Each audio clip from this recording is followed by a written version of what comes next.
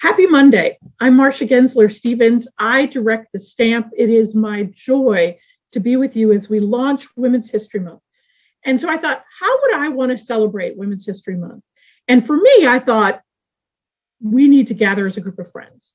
And so some of my favorite women Terps are with me today because they're both willing to say yes to their friend Marsha, but also willing to engage in a conversation about life and what it means to lead and who we are as women leading both on campus and in our careers and in the world.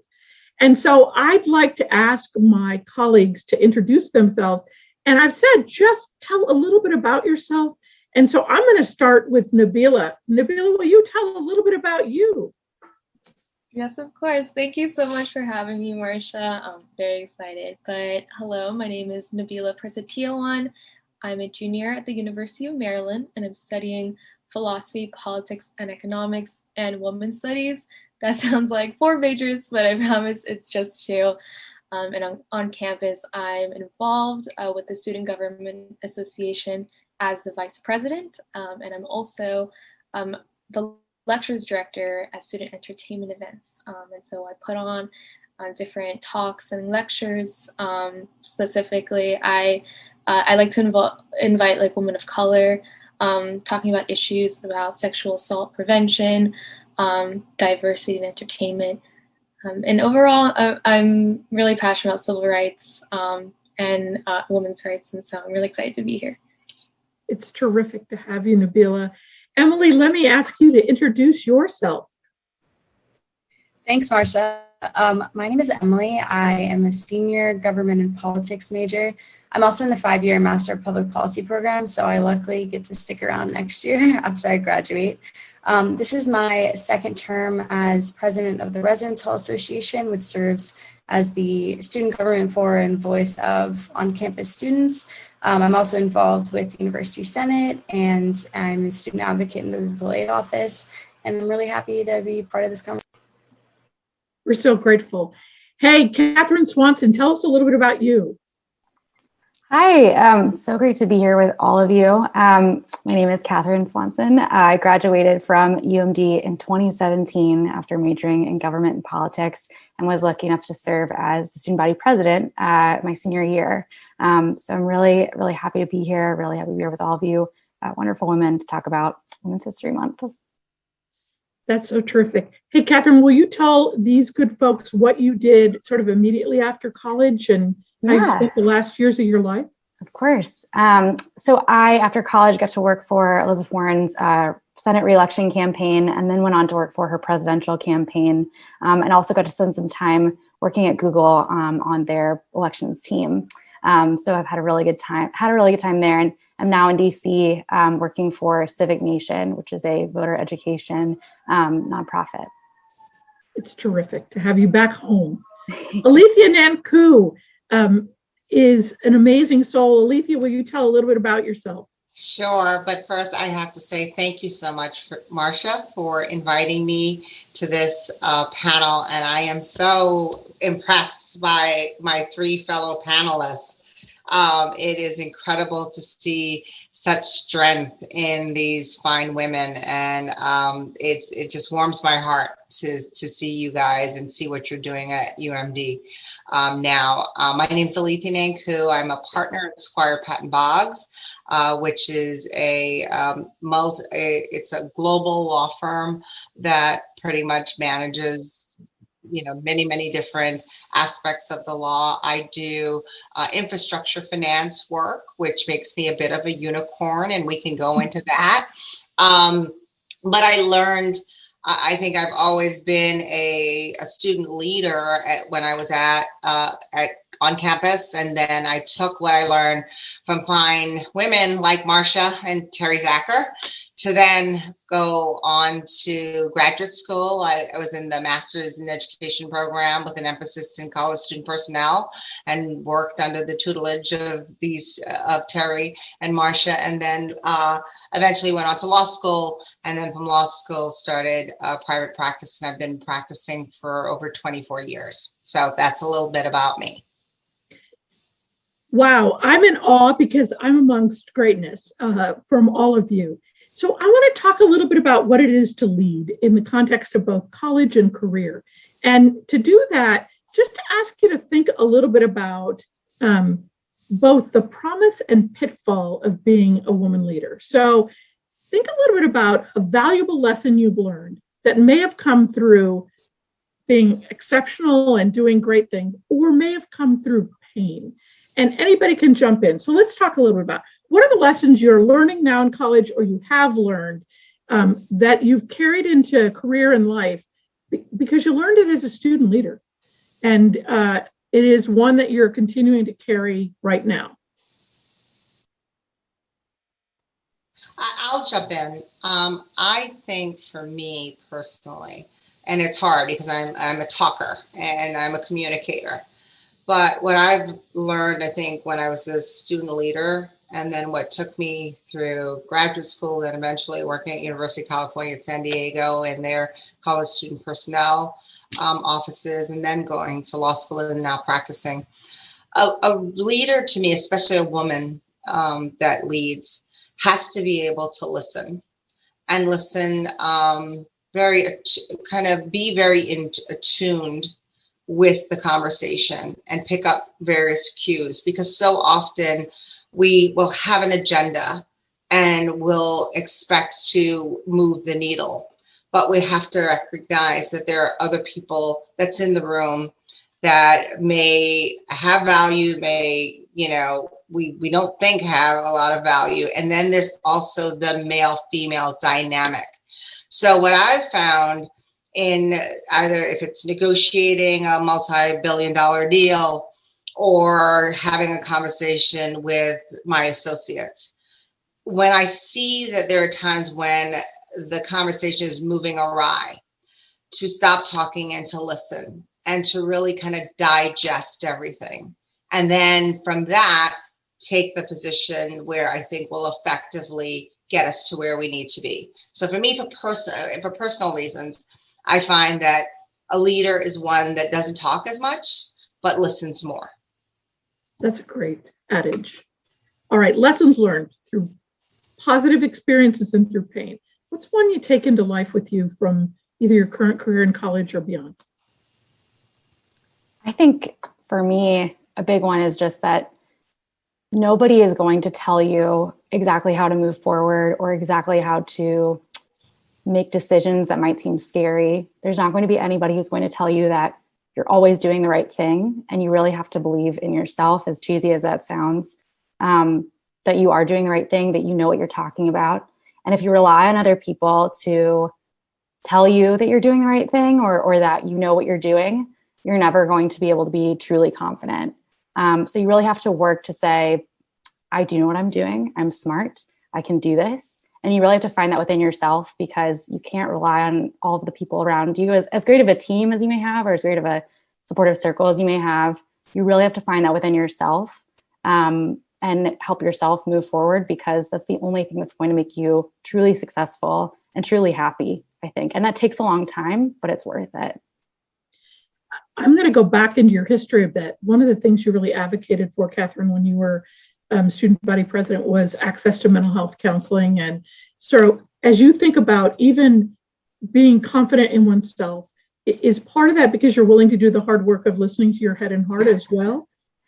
Definitely. And I think, I say this as somebody who is on the journey to becoming a more confident person. And I think that I thought when I graduated, or like when I got older, I would believe in myself more, or I would be more confident. But it takes a lot of work. It takes a lot of, like you said, listening to yourself, understanding what your needs are, understanding what you need to be confident. And that is really tough. It's a really hard thing. And it takes a lot of introspection and thoughtfulness and reflection. Yeah, beautiful point. Nabila and Emily, what do you think? What are the lessons you think you're going to take into life from the positive or the pain? I would say I'm someone who always wants to be a people pleaser. I don't want anyone to leave a meeting ever thinking that I'm not like the nicest, warmest person ever, because I feel like that's a huge part of being a leader, right? Is that people genuinely trust you and like you as a person. But I realized, when I first became RHA president, that I needed to be involved in a lot of conversations where I disagreed with the things that either people with more power than me were saying, or even my peers sometimes. And so I would always start conversations with, I hope this doesn't come off wrong, or I'm sorry, like I would apologize for doing my job of advocating for students. And I think I eventually learned from a lot of people telling me to stop saying sorry, that you don't need to apologize for representing the voices of others. You're doing your job, you're elected to do that. And I think, honestly, it took Dr. Perillo pointing it out every single time I did it, and telling me, like, your male peers don't do this. Like, I don't see my other student leaders who are wonderful, who are male, come in and they will say what they want to say. And I wanted to be more like that, but I didn't want to be seen as the woman in the room who is constantly pushing back. So it's certainly a balance, of course, of being respectful and also sharing the voice of others. But I've learned that just because you're a woman doesn't mean that you have to apologize for doing your job, which I think has given me a lot more freedom and confidence to say what I want to say. You're spot on, Emily. I only apologize one time. I will only say sorry once. That is it. I will not continue to say sorry. And a lot of times I don't say I'm sorry. I will say my bad, or I'm sorry, we were off course. But you will find that women will say sorry so much more, but men won't. If they will acknowledge that they're sorry, it's only one time and then they move on from it.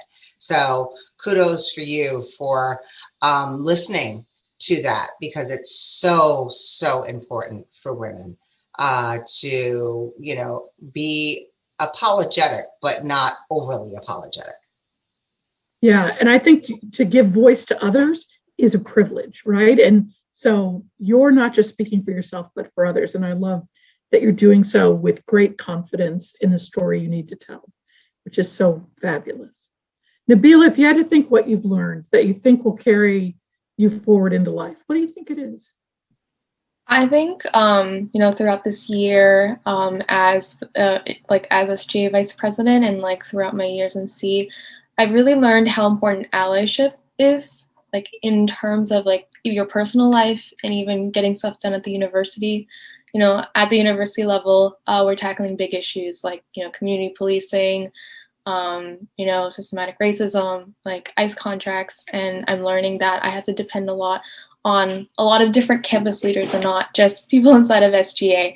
And so it's been really fulfilling to kind of reach out and meet other leaders who I may have not usually talked to. And so I think I really relate to Alethia's point about listening. I think like as a leader, I'm really able to do that and really able to kind of carry on my advocacy because I listen to people's stories and listen to either their hurt or their passion. In terms of what Katherine and Emily have been talking about with like, imposter syndrome and, always being apologetic, I think a lot about how like male leaders, they're never questioning like, am I good for this job? Like, do I have enough experience? And it's taken a lot to really be confident in myself. Like Katherine, I'm still learning how to be confident and being proud of that's one thing I struggle with. I struggle with like kind of claiming accomplishments because it's almost like I never do enough, when really like I look back like a year ago and things have changed so much, and really it's like I should be proud to do so. And so I think like overall, it's really important to have good people around you.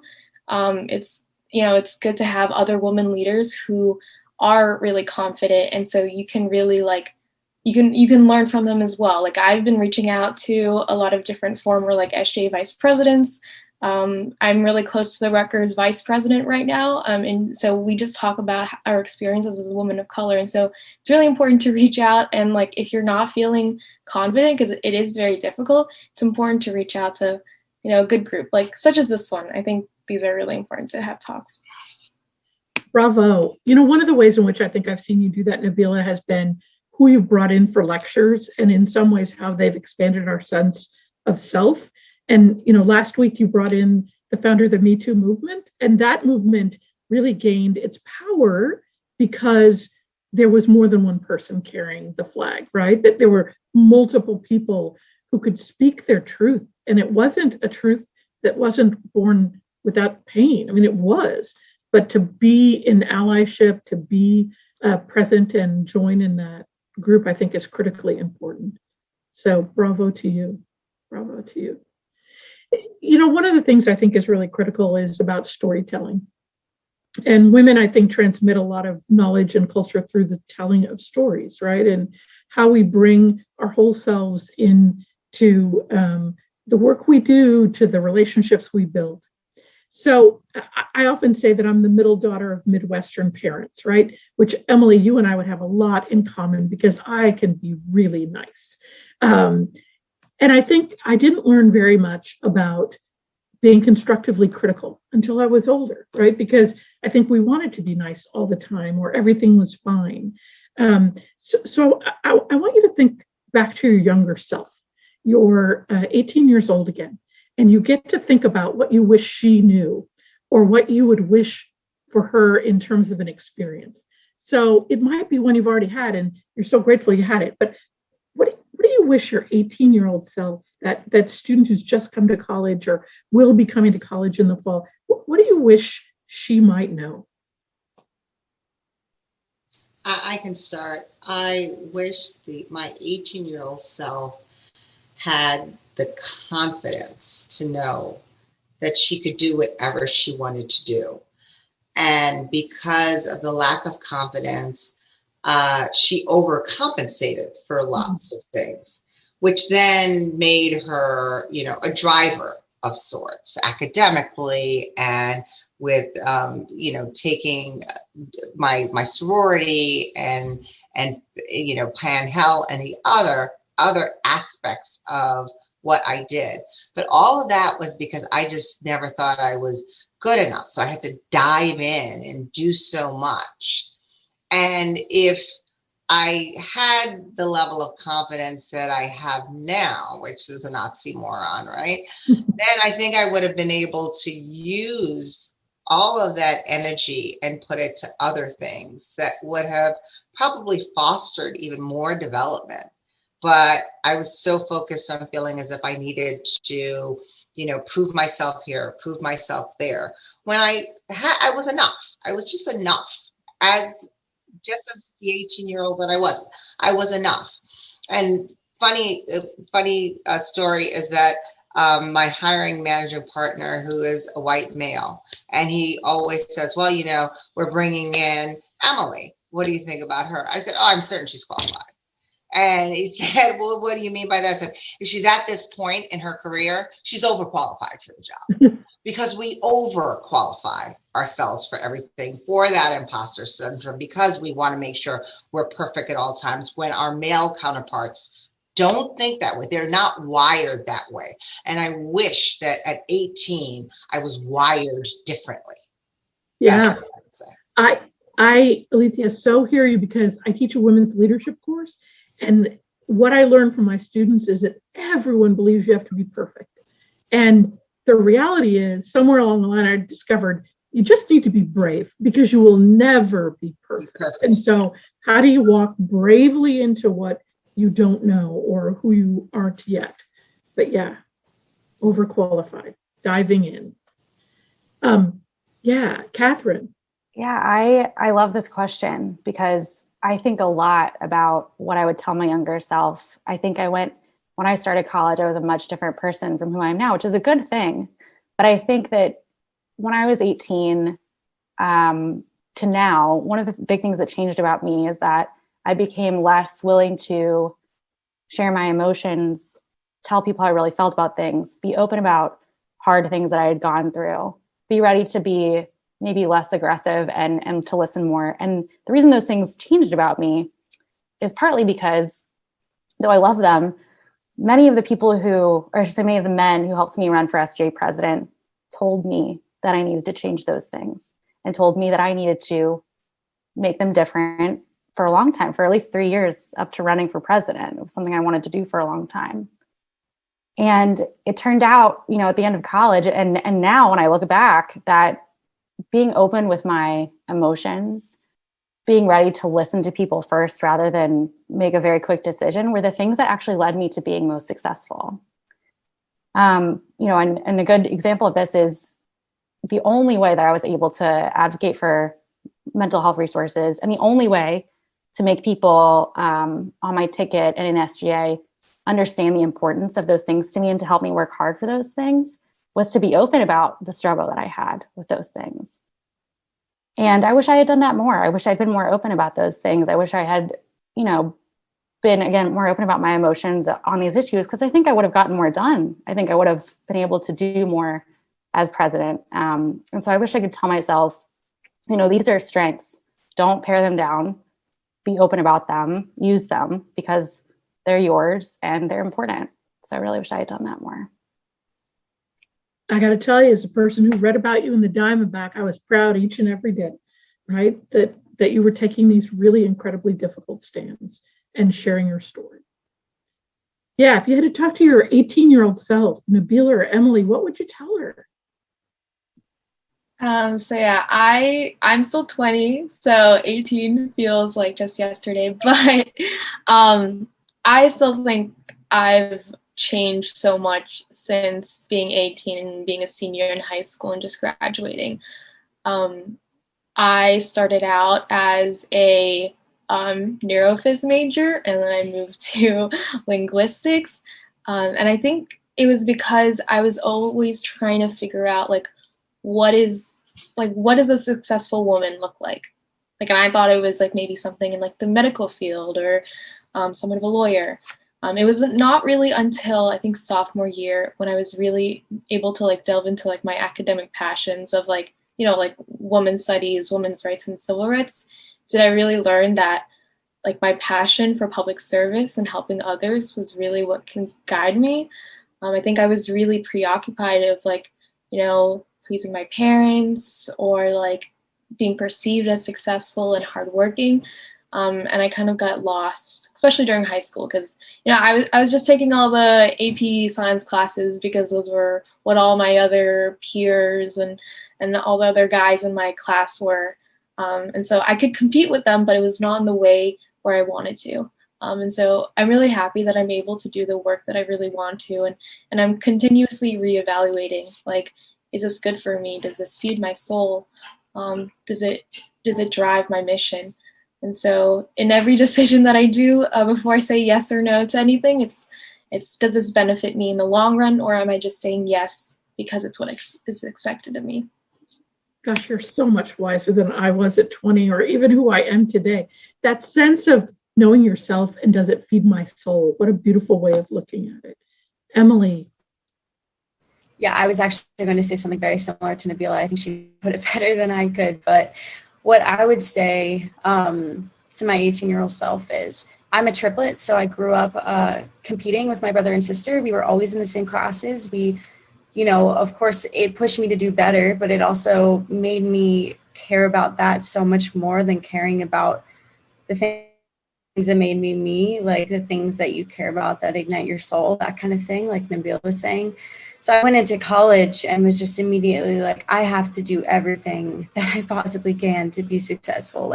You join the rat race, and if you don't reject it outright, it's hard to not feel that competition and to feel like you have to be doing better than the next person, even though that's not true. And I think my college experience could have been very different. I'm so thankful for all the opportunities I've had, and I recognize how much privilege I have in having those. But I also think the people that impress me most are the people who can choose two things that they're passionate about, put their all into that, and then also say, I'm done work when I'm done work. I'm going to go home and take care of myself. And I'm going to, that's just as impressive if you can say, work is not my entire life. I care about taking care of myself. And I'm still learning that. I wish I had learned it more in college. There was a time where I was really sick for a while and I had no idea because I was so exhausted from all the things that I was doing. And it ended up hurting a lot of the parts of my semester and making me not do as well as I could have. And that's because I didn't take the time to step back and say, like, what do I actually care about and how should I actually invest my time? So I'm learning that. I think that it's something that you kind of have to fight against, having to feel like you're constantly doing something productive and constantly working towards something. Like, taking care of yourself is just as, if not more, productive. And I think it's important for people to recognize that and to hold each other accountable for not being constantly working. So, Emily, you remind me that I think I was 40 before I figured out that life was more than work, right? That in some ways you deserve that care for self. And yeah, I think I was a lot further ahead of you than you are you. I want to ask you this question, and I think it's one of those that you can go any way you want. But in our lives, we find ourselves with wayfinders, a person or persons who sort of lit the path for us or inspired us. And I think about in Women's History Month, I have a litany of people in my head, both very personal people in my life, but also historical characters. If you had to choose a person, it can be anyone, who's been your wayfinder, who are they and why? I know this is probably a cheesy answer, but it's definitely my mom. And I'll tell you why it's not really cheesy. But my mom was a working mom, but not just a working mom. My mom worked really, really hard. My mom put her career not first, but was pretty equal with her family. And I think that was a great thing. But my senior year was lucky enough to win an award that had to do with women's achievement. And Marsha, I think you were there at this award ceremony. I went up to make a speech about what this award meant to me. And I couldn't get through it because my mom was in the front row crying. So I started crying. But the reason I was so emotional, and the reason she just is my answer to this question, is that from the moment I was born, my mom was working. And my mom was working not just for her family, but because she believed in herself and because she knew that she had a talent that she needed to give to the world. And because she knew that she had a life outside of our family that mattered to her and that mattered to us. It wasn't just about supporting us. It was about being herself and having her own thing. And I don't think that women everywhere get that. I don't even think we give that to ourselves often. I think a lot of the time we limit ourselves in that way because of what society has told us we have to do. And she was just the first person to show me that that was not something I had to do. And that was really powerful. And she is the reason that I've gotten to work for so many other powerful, amazing women, and just is the reason I am who I am, and that I believe in, having a family, but also doing things for me and working on my career because it's what I want to do, not just because I have to support my family. Beautiful. I love your mom. If you had to think of a woman who's been a wayfinder for you, who might that be? I think I'm going to jump on Katherine's answer here and also say my mom. It's hard to not say your mom, right? When they're like powerful women who teach you a lot. My parents have been divorced for a while, so my mom has been the one who's really like raised me, and Katherine was talking about how her mom like balanced her career and work, and I think her career and her family, and I think my mom has done that, and I think she's also, raising triplets by yourself is not the easiest thing to do, and I think she did it with such grace and with such a mind towards what was best for each of us individually. And I mean, I'm just so thankful for my mom. She teaches in an elementary school that's like a Title I school, and she moved originally from a school that was in like a wealthy area that was a lot easier. And her job was easier because the students there were very well taken care of. Their families were able to support them, that kind of thing. And she specifically moved to a school where she felt like she could have a greater impact with students who didn't have necessarily family support, or their parents were constantly working. And she's done so much there in, during the pandemic. She set up like card, I don't know the word for it, but she's had all the staff like drive through the neighborhoods of the kids and like hand out things and just be like, a sunny face that day. So she's taught me so much about empathy and caring about other people. and putting other people first when they need to, but also putting yourself first. So really thankful for her. Yeah, and she's raised some pretty amazing kids too, which I think is a great testament to her too. The Wayfinders. Who's been the Wayfinders in your life?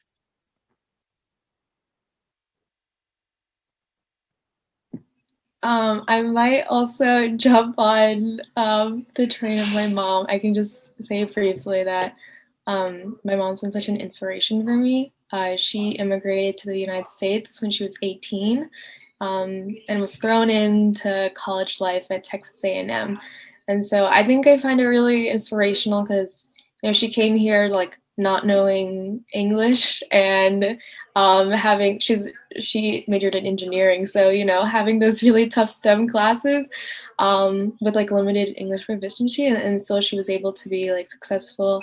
I think I learned from her definitely because, you know, she was an immigrant. She had 4 kids almost like back to back, that I had to be unapologetic of what I wanted in my career. She had dreams of being a doctor, and she and my dad decided to like put that off.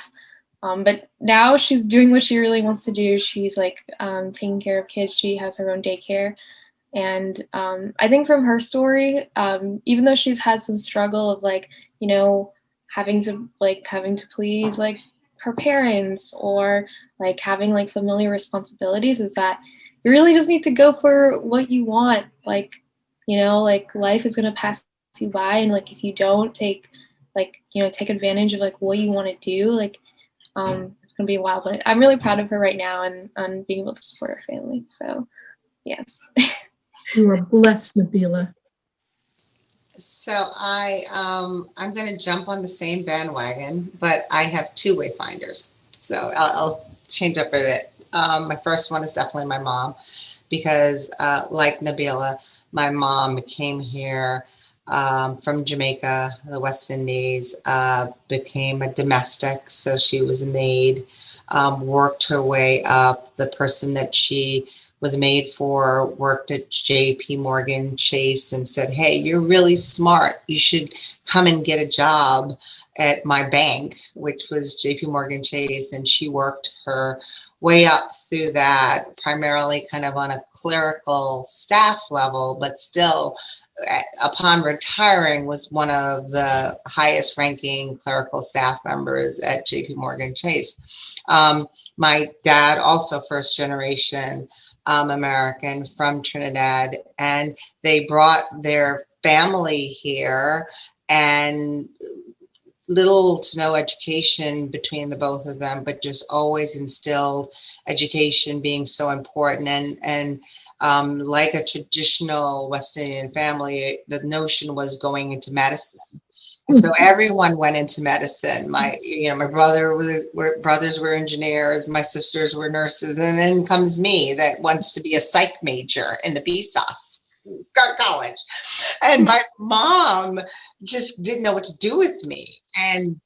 But she trusted me. And even when I went on to go to law school, and her question to me was, why would you leave a good paying job at University of California, San Diego to go to law school? And I said, because I think I may be able to make a little bit more money if I become a lawyer.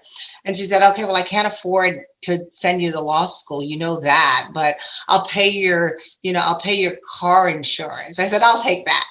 But it was one of those, she never could really help me with my path because she didn't have the basis to understand how you get from undergrad to graduate school to law school, then landing a job at a firm, and then going through the ranks of a firm, but always being there and being supportive. So she was definitely a wayfinder. My second wayfinder is, and this will come back to University of Maryland, is my best friend, who's also my sorority sister and my line sister, Virginia Pompey. And we're counter opposites in that she did not take the path of going to law school and trying to do all these crazy things with her life, but has always been the sounding board since we were 18 years old. And I could always call her and say, okay, how would you handle this? How would you handle this? So to me, the two of them combined have been wayfinders. Though they are they're the light posts for me when in a moment of darkness. I could see that light and move towards it and really get the honest and genuine responses, because they're not in the thick of it. They're not practicing law. They're not doing the things I'm doing, but just giving me genuine advice. And so I would attribute it to those two women. One of the things I love is they did a study once of who are your heroes and heroines among college students. And they asked them, believing that they'd be great political leaders or icons of the profession or whatever. Number one was mom. And so I think you led right with the number one set of heroes and heroines that college students have. I want to thank you because in some ways, when I think about a chance to study women in history or women who have influenced my life, inevitably I come back to the students in my life who have really taught me to be who I am. Emily, I come back to that 18-year-old self and what I would tell myself, and I would probably give myself the very same message about don't apologize. You are good enough. Yeah. You have such aptitude. And I look at you and the work you're doing in Residence Halls Association and the work you're doing in representing others through undergraduate legal aid, and I think not only are you good enough, but you're really doing an extraordinary job of being the wayfinder for others. And that's pretty impressive. Nabila, I think about the role you play not only in SJNC, but I think of the role you play in the Stamp Advisory Board. And I'm reminded often about the very beginning of the school year when we were going virtual with programs that would have been really big audiences. And you were doing an interview with a young woman in Minnesota who has a very big role on TV. And not only did you hold your own, but you teased out of her such wisdom. And I thought, holy cow, like the ability to sort of speak one's truth. And you do that for all of us on campus in the work you do to advance causes and issues and people and their full inclusion at the University of Maryland. Katherine, I think of that 18-year-old you that I did get a chance to meet. And I think about who you were before you left here and who you have become. And what an honor it is time and time again to get to tell your story. Because what I love about former student leaders is that your stories light the way for people you will never meet. But because I carry them with me, I get a chance to have you be the icon for others. And Alethia Nancoo, I think about you, and I think about who you were as a student leader, this extraordinary person. But I also think about the pride we take in who you have become. And so every time you win this prestigious award, whether it's the Washington Insider or it's your firm naming you to a board that very few women get on, I think about how I say with pride, she is ours. And that in some ways, that way in which you allow us to be a part of your family, take great pride in your accomplishments, but also know that at base, you are still the kind and incredibly talented woman that began her college career at 18. You are my reward for women's history. So thank you for coming, for being a part of this, and for just letting me learn from you today. Thank you for shining your light when you were here, when you are here, and when you are far, far away from home. Thank you for having us. I'm here today inside of the Stamp Gallery, and it is a beautiful place to be. When life allows, step out of your room, come here to see this masterful exhibit called In Focus, Representations of Black Womanhood. You can find some amazing programs for Women's History Month on the Stamp website at stamp.umd.edu/WHM, Women's History Month. You'll have a chance to see all the offerings we have this month.